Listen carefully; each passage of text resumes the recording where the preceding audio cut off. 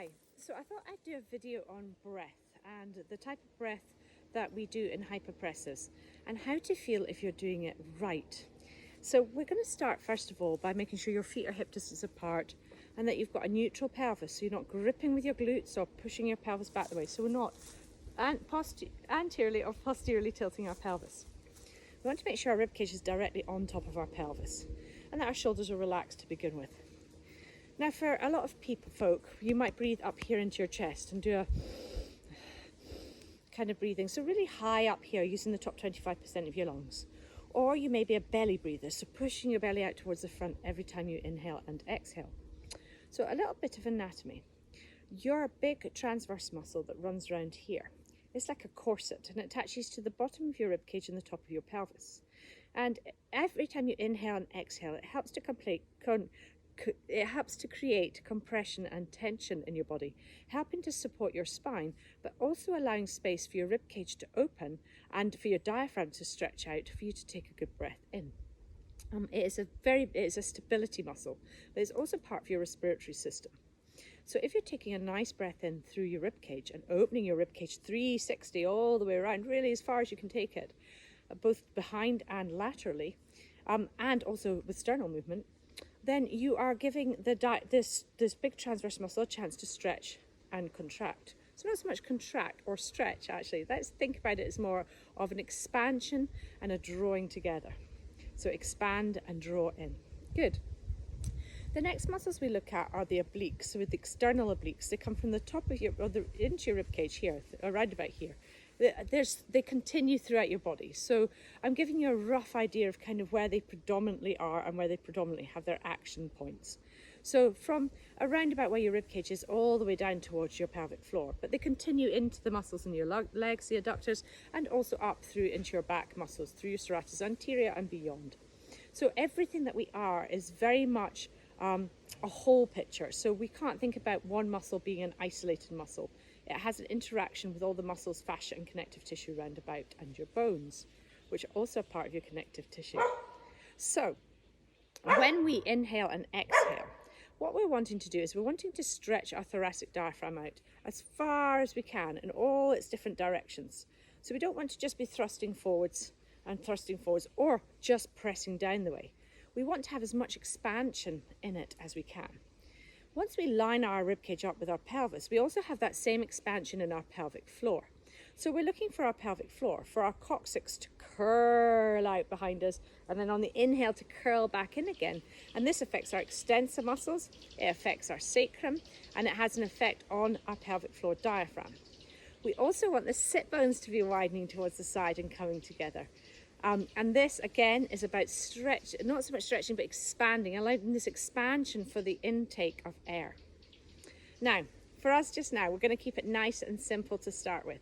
So all we're going to do is, once we've lined our body up, so we've got some nice neutral body, we're going to take our hands and place them around our ribcage, towards the bottom of our ribcage, but also on our abdominals, so we can feel what's happening here.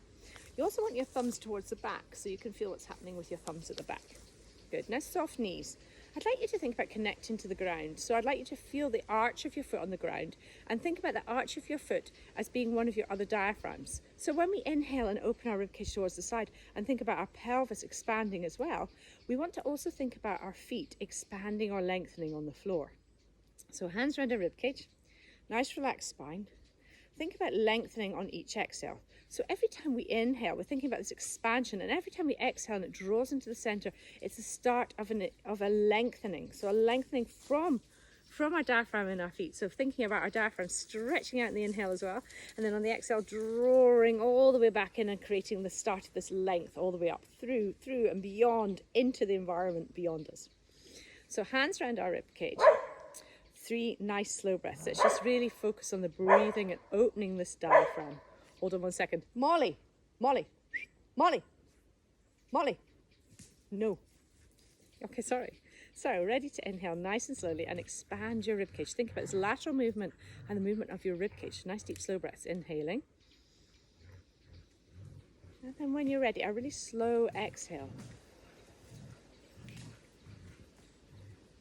And another one, nice and slowly.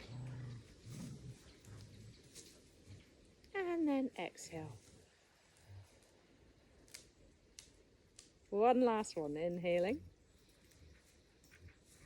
And thinking about that lengthening on the exhale.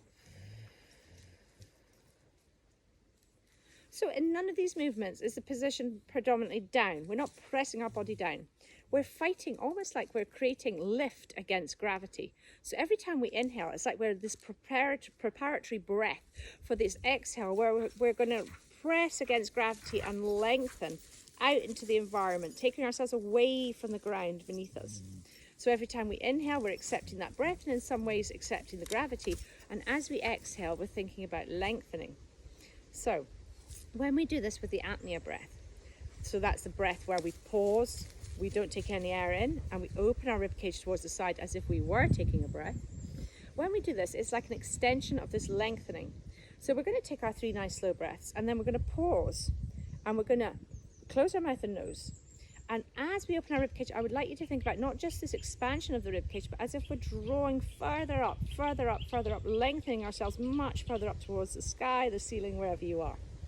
So hands around your ribcage again. And we're making sure that our ribcage stays on top of our pelvis throughout. So we're not arching forward when we come to do our rib opening. We're keeping it so that this is 360 expansion. Okay, so now 3 nice slow breaths. Ready to begin. Inhaling. And exhaling.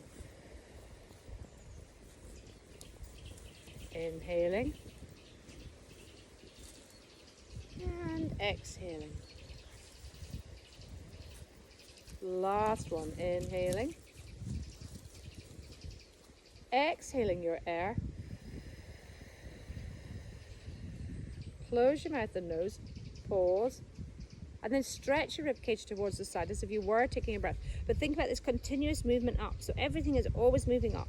In the exhale, always, always, always, always up. And then when we could go to have our inhale, when you're ready to inhale again, as you inhale, you're going to keep this height we got in that rib opening. And when we start our next set of breaths, we're starting from that slightly lengthened position. We want to also think about our pelvis when we're inhaling and exhaling. So as we focus on our rib cage opening, I want you to think about the sit bones underneath you. So feel your sit bones, have a feel, come back up to standing, good. And now, when we breathe, I want you to think about those guys expanding as well. So 3 breaths, nice and slowly again, and then into our apnea breath. So inhale. And then exhale, think about getting longer. Inhale again. Think about the diaphragm stretching out everywhere in your body, and exhale, coming together.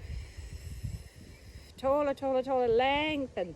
And then last one, inhale, think about your diaphragm on your feet expanding. Think about your hands expanding. Think about your rib cage expanding. Think about your pelvis expanding. And then when that expansion is ready to close, you're going to slowly draw it into the center as you get taller. And then you're going to close your mouth and nose. You're going to pause. And then you're going to stretch that rib cage and lift it and open it wider as you lift. This breath is an ascending breath. All the way up, all the way up, all the way up. Each of our exhales should be an ascending breath. Good. And ready to inhale, shake it all off.